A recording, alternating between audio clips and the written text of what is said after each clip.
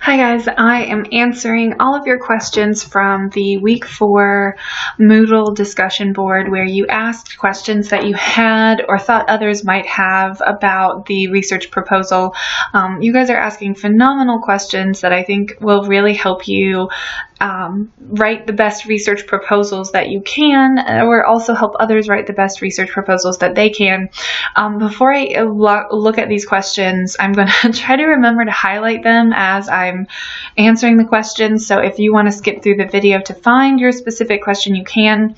I've made a note of who asked the question too, so that you can see your name associated with the question.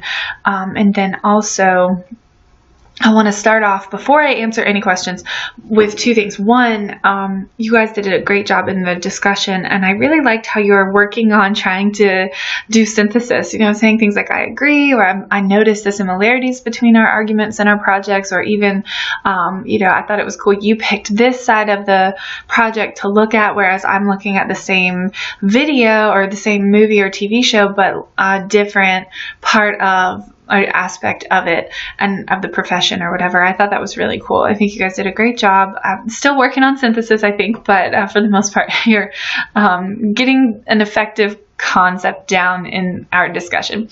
The other thing I want to say is titles. So I think most of you are on the right track in terms of how to format titles, but I want to remind you that titles of movies and titles of television shows, like movies such as Harry Potter or The Punisher, or movies like The Little Mermaid, movie titles always are written in italics.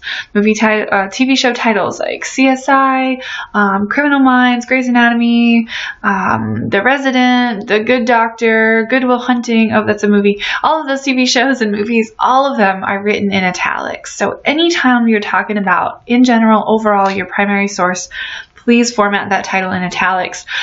For those of you talking about movies, the only time you would ever have to worry about putting something in quotation marks is with your secondary sources. But if you are watching a television show, which I think about half of you are, if you were to refer to a specific episode title, not the whole TV show, but just one episode in particular, that title would be in italics. Or, oh my gosh, I'm sorry, no, that title would be in quotation marks.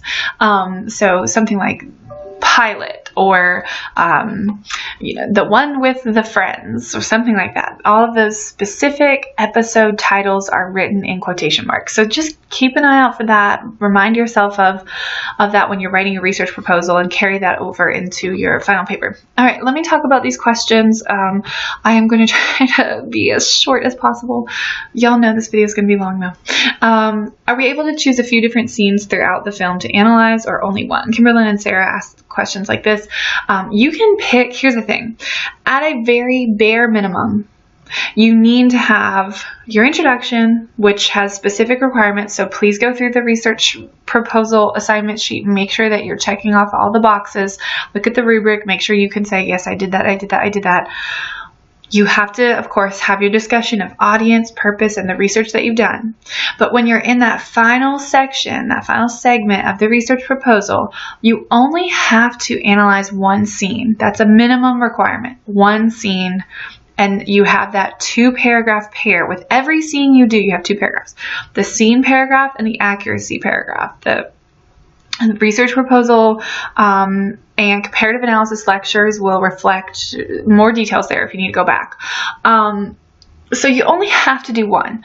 But if you haven't met your word count and you think the best way to meet your word count is to do another segment of that, then you can, of course, do another scene paragraph and another accuracy argument paragraph. That's fine. You don't have to, though. If you do, there's pros and cons to both. Pros to doing more than one scene would be, of course, if you needed it to meet the word count requirement.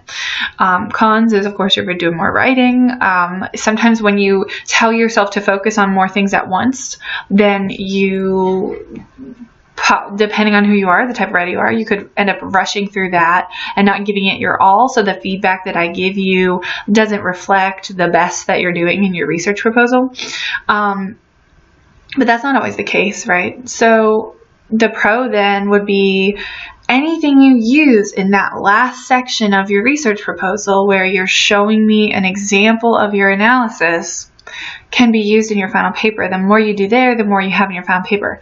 With that being said, though, I don't want to read your final paper right now. I want to just look at an example. So ideally, you would have just one scene and you'd meet your word count. But if that's not the case, I've had research proposals with 2 scenes. I've had research proposals with 3 scenes. More than that, I don't think is something you should get into. But if you have this, if this is like a case-by-case basis, send me an email. We can talk more. Then Juliana asked, and I think this is sort of like an offshoot of that, for each scene, I talk about in my essay, I would need 2 paragraphs, right?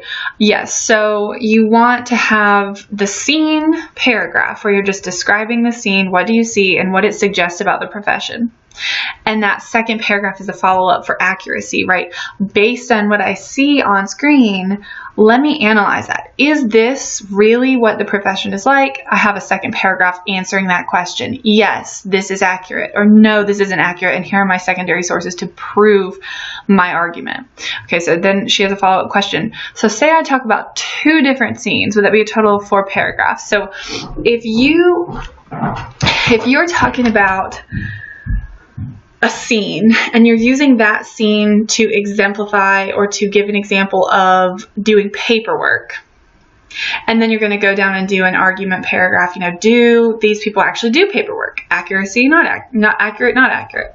That's a 2-part paragraph. And if your second scene is on something totally different, like maybe you have another scene then that's on interacting with customers and you're going to talk about whether that's accurate or not, then yeah, you're right, you would need 4 paragraphs.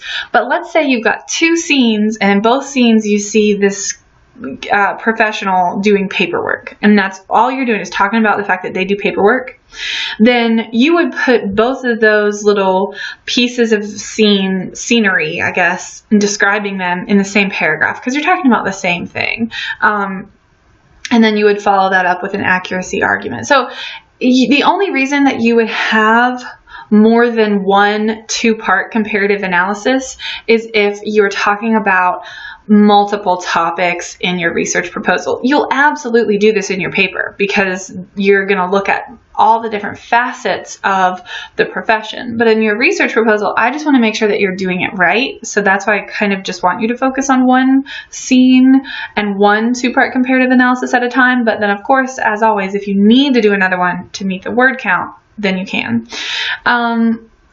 Let me know if that doesn't answer your question, though. A question about the research proposal is, will we use this part in our final paper? So there's a lot of things you can carry over into your final paper. And absolutely, yes. The stuff that you put in that 3rd segment in your comparative analysis, show the scene, argue whether it's accurate or not, that stuff can absolutely be taken into your final paper. Your thesis statement, depending on the changes you might need to make to it, could go into your final paper.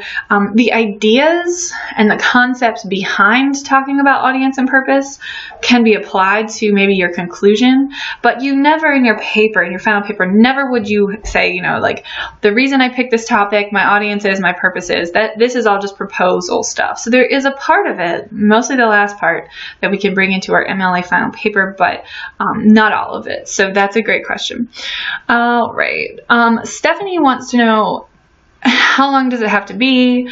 And whoever answered that is absolutely right. It needs to be between 1,100 and 1,400 words. Abby and Gabby asked if the word count can include the works cited page. Yes, absolutely. So when you finish your document and you look down in the corner and it tells you how many words, and that includes your works cited page, that's the word count I'm going to look at. So anything you've written on there can reflect and be incorporated into the word count as long as it's research proposal works cited page. If you are copying and pasting your annotated bibliography, including your annotations, into your works cited page, one, you're doing it wrong, and I'm not going to include that in your word count. If you are writing you know, words and then changing the font to white, then that obviously doesn't include in your word count. I've seen really cool things like that happen. If you're adding extra dots or spaces, like I'm going to filter all that stuff out, and that's not going to be incorporated. But yes, your works cited page can be included in that word count. As far as word count goes, I only start to take off points once an assignment is 100 words or less. So if your document is at least 1,001 words, I will not take off points. If it's 1,000 words or 999 words, then you will start to see a point deduction due to word count. So you do have a little bit of wiggle room. Even though I say 1,100 words is the minimum, I don't start to take off points until I see less than 1,001 words.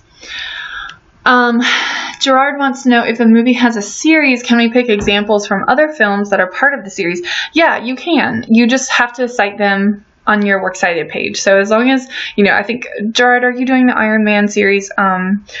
You can certainly pick, you know, scenes from the first movie, scenes from the second movie, but you have to be clear in which movie the scenes come from, and you do that through what you reflect on your works cited page and then the in-text citations that go with it. Vienna and Tanner's question was worded slightly different, so I'm going to kind of answer both of them. Vienna asked a question, I have repository cited page of the research proposal. Are we supposed to include all the citations of the sources that we used in the annotated bibliography, or just the ones we wrote for synthesis in the research proposal? The only sources that you will cite on your works cited page in your research proposal are the sources you use in your research proposal. So if you found 6 sources in your annotated bib, but you're only using 3 of them in your research proposal, then your works cited page will only reflect those 3 citations. Likely, if you have one segment of comparative analysis, so that scene paragraph and that accuracy argument paragraph, you're going to have to cite your primary source, right? And you're going to have to cite 2 secondary sources. So at a minimum, I will need to see 3 citations on your works cited page, and I will need to find 3 in-text citations in your paper, in your research proposal to correspond with that works cited page. But if you have to or choose to use more sources, then you would just reflect on your works cited page the information that you used in your paper, not everything you found if you didn't use it. Now, Tanner asked, do you want all of our sources included in the research proposal? So I just wanted to make sure that, again, it's only the way you've incorporated that or written that, it's only the sources you use. If you're saying all of your sources are the 6 that you found for your annotated bibliography, no, it's just the sources that you use in your research proposal.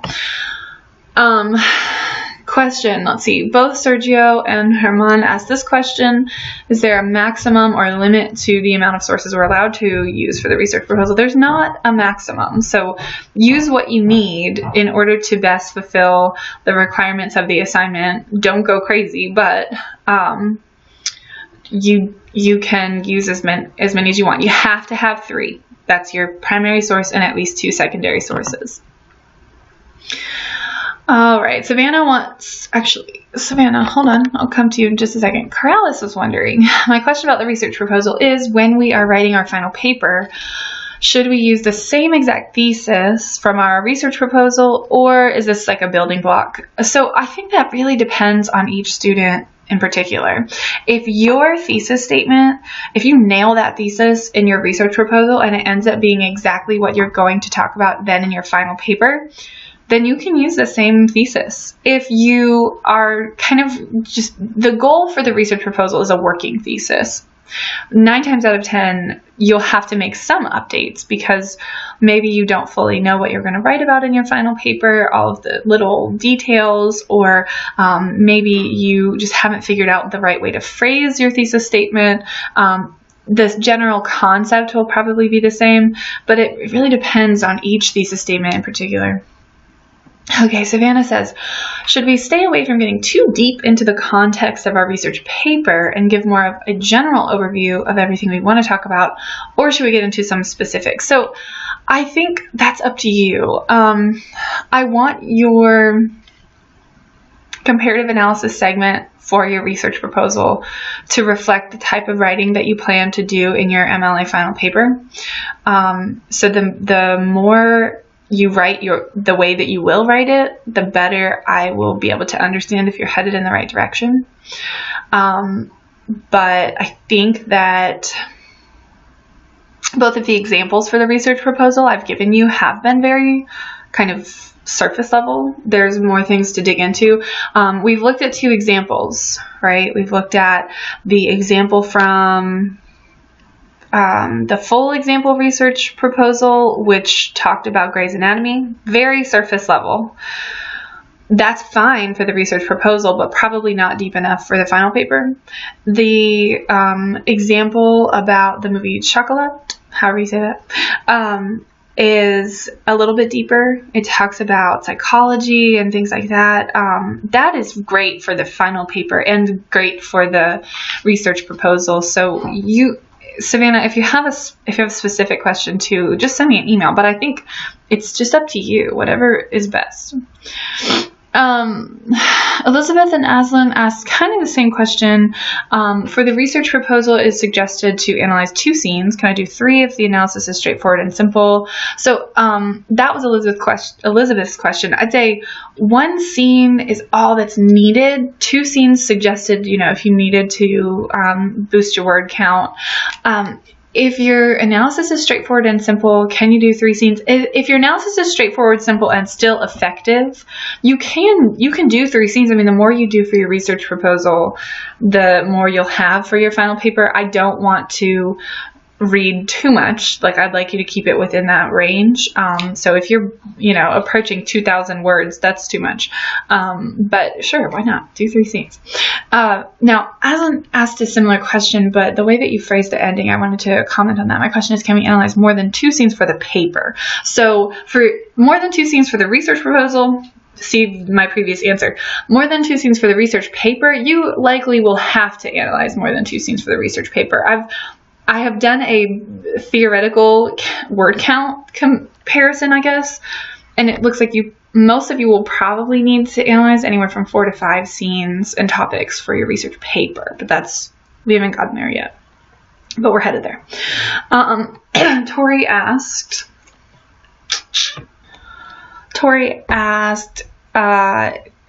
if my topics are too broad, will you provide additional pointers on the best way to drill down further? Yes, assuming that I have enough information and can. And then if you have questions, like, I want to talk about this, can I also talk about this? Or what do you think? Then email me specifically. But yeah, when I'm giving feedback for the research proposals, I am happy to give you pointers on more ideas. But, as you're analyzing, I would say a couple of things. So if you get into a stopping point, and I mean, I guess maybe more of a roadblock, if you hit a wall in your idea invention, you're trying to come up with things to analyze, and you don't know what to do, send me an email right away, because that will give me an opportunity to help you come up with ideas or suggest ideas. And then also, there's nothing too small to analyze. There is nothing too small, okay? So even looking at, for those of you, I think half the class is looking at medical dramas. Are those women wearing heels all day long? Is that accurate? That is a tiny detail, but that's not too small. In the waiting room or in the doctor's lounge or whatever, what do you see in there? Are there newspapers everywhere? Are there televisions? Are there pillows all over the couch? Is it clean? Is it messy? There's no detail that is too small.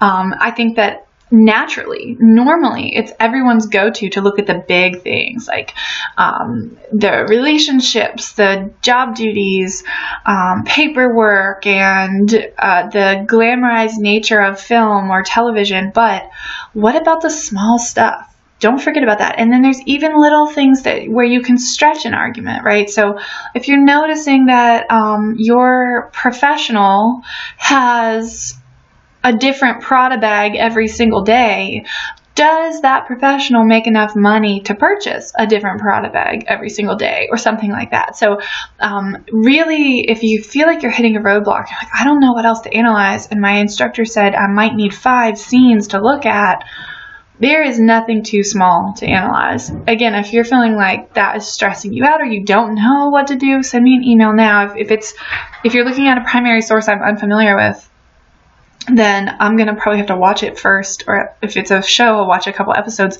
If it's a movie, I might be able to watch the whole thing so that I can help you. So great question, Tori. Kayla wants to know, how many points are deducted for each grammar or mechanics error? I love that you're asking me this question, Kayla. It's a great question, and I do have a specific answer. So the way that I grade in terms of grammar and mechanics is if you had 1,000 comma errors, but that was the only type of error that you had in your paper, I would take off half a point.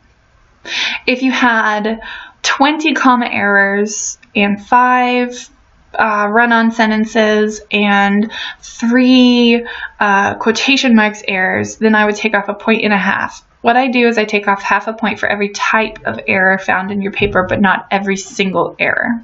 Okay, does that make sense? I hope so. If not, email me. I was supposed to be highlighting these. That was Kayla's. Now on to Caroline. Are there any other resources that are helpful in breaking down how to write a research proposal? So, Caroline, this is a tough question because I made up this project.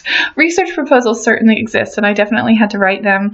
In the same way that you're writing, I had to write them for grad school, but my teachers just told me what to do. The only thing I can think of as far as our book is concerned is that what you're doing in this project somewhat resembles literary analysis. Obviously, we're looking at film, but it's basically the same thing. You're taking something on TV and you're analyzing it. So with that being said, our textbook, The Little Seagull, very briefly from pages 62 through 65, if you have the newest edition that you're supposed to have for class, talks about literary analysis, and it might help you.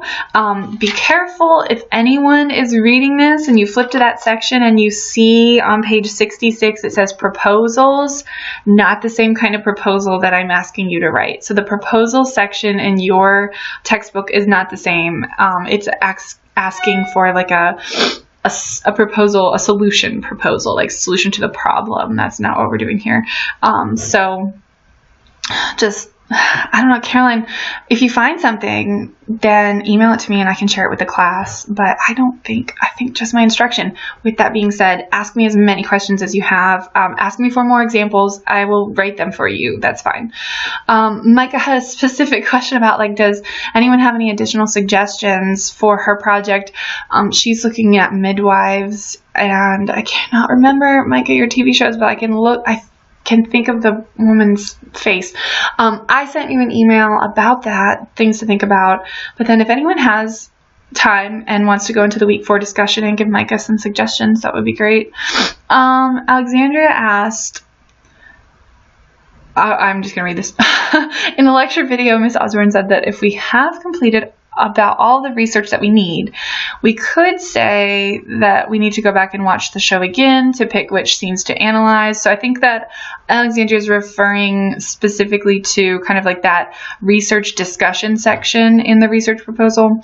Then her question, if this is so, then for our sample analysis, is it okay if we use a scene that we may change our minds on later? Yes, absolutely. Whatever you say in your research proposal doesn't have to be what you say in your final paper. I'm never going to go back and double check to say, did this student do what they are supposed to do? In the same sense that I'm never going to go back to your annotated bibliography and say, did this student incorporate these sources in the way they suggested that they were going to? Because that is the burden and beauty of research, is it will change. It can change. It can always stay the same, but it can always change. And I cannot hold you to the things you said a month ago. That really only works here in this class. I'm sure that that's not the case in other facets of y'all's lives. Okay, Anna, you asked your question first, but I'm saving it for last because it requires the most amount of discussion. And I've forgotten like halfway through to highlight these. I'm sorry, you guys. So Anna asked a whole bunch of questions. I'm going to read hers. My question about the research proposal is about citing our primary source. Can we use scenes from different seasons Yes. And if we do, how would we go about citing it for the Works Cited page? Explanation to come. I know you're supposed to include episode title, season, and episode number in the citation. Yes, that's right. So what would we do if there's different seasons? Would we cite the primary source as a whole? No, you would cite each episode individually, as you've asked in your last question. So you absolutely can use different episodes and pick out specifics from episodes. And if you're going to do that, which, you know, if you're looking at specifics, that's the way to go about this project. So the more specific your analysis is in your final paper, the better your writing is going to be. That's just the case. The more general your writing, you can still make a good argument and an effective argument, but illustrating the support and the details and the descriptions is harder to do without looking at specific examples from your shows, literally examples pointing to a key scene that exemplifies 20 scenes that you could find. So in order to do that, whether you're quoting or just describing that scene and its details, you want to pull from a specific episode if we're talking about a TV show. Now, those of you watching a movie, you don't have this burden as much, but for those of you doing a TV show, these are things to think about. So the way that I would encourage you to incorporate citations into your paper and into your research proposal as well is in this instance. The citation for an entire TV show, let me start here. Okay, so if you just cited your whole TV show, then you would not be able to effectively provide in-text citations to your audience because in all of your signal phrases, you're going to have to say something like, in season 6, episode 7 of Criminal Minds, for example, viewers blah blah, in blah blah of blah blah, in season 12, episode 5, viewers see blah blah, right? And then your reader is going to have to go and find those episodes on their own. Is that terrible? No, it isn't. But what I would encourage, just for ethical citing practices, what I would encourage you to do is, if you have one scene from one episode, and that's going to be the primary focus of your research proposal's comparative analysis segment, just cite that one episode. This is an example of citation for it. It would be the episode title in quotation marks, then the title of your television show, who wrote that episode, the season and episode number, the network, I think is what this is called, and then the date that it was aired. If you are watching something and you don't know this information, maybe you're watching it, I don't know, maybe you're watching it in your memory recall or something like that. I don't recommend it, but I understand that happens. Most of this information you can find on Wikipedia so that you can create effective citations.